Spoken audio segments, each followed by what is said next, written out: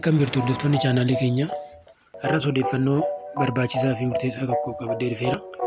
Odeeffannoo irraatiin bilbila keenyatti osoo fayyadamaa jirru appilikeeshinii yookiin hojii tokko osoo hojjetaa jirru notifikashinii garaagaraa appilikeeshiniiwwan adda addaa irraa dhufee nu jeequu waan danda'uuf isa sirreessuudhaaf appilikeeshiniiwwan itti fayyadamaa jirruun alatti kuuwwan akka hojiidhaan ala ta'u yookiin akka boqotu taasisuu ni dandeenya.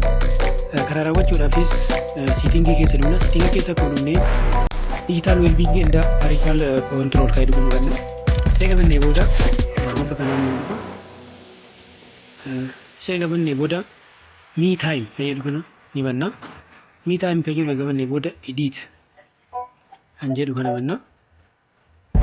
Edit kan jedhu kana qabannee booda appilikeeshinii itti fayyadamuu barbaadnu kana qofa ayyamnee kuuwwan cufuu dandeenya jechuudha. Fakkeenyaaf telegiraamii abannummaa telegiraamii ni jenna, kan biraa yuutuubii ni jenna. Isa ayyamnee booda dan jenna. Dan eegannee booda start kan jedhu kana yoo ta'e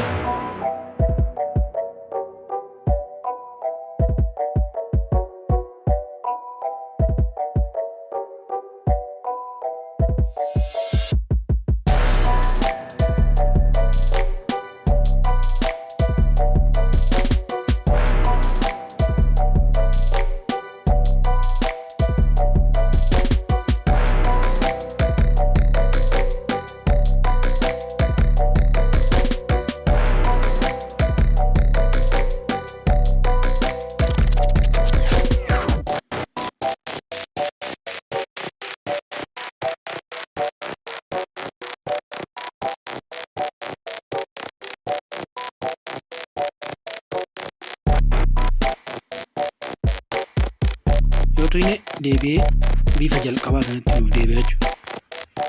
Kanaaf bifa kanaan yeroo hojii tokko wajjin appilikeeshiniiwwan gosa adda addaa akka nuyi jeeqnee taasisuu ni dandeenya.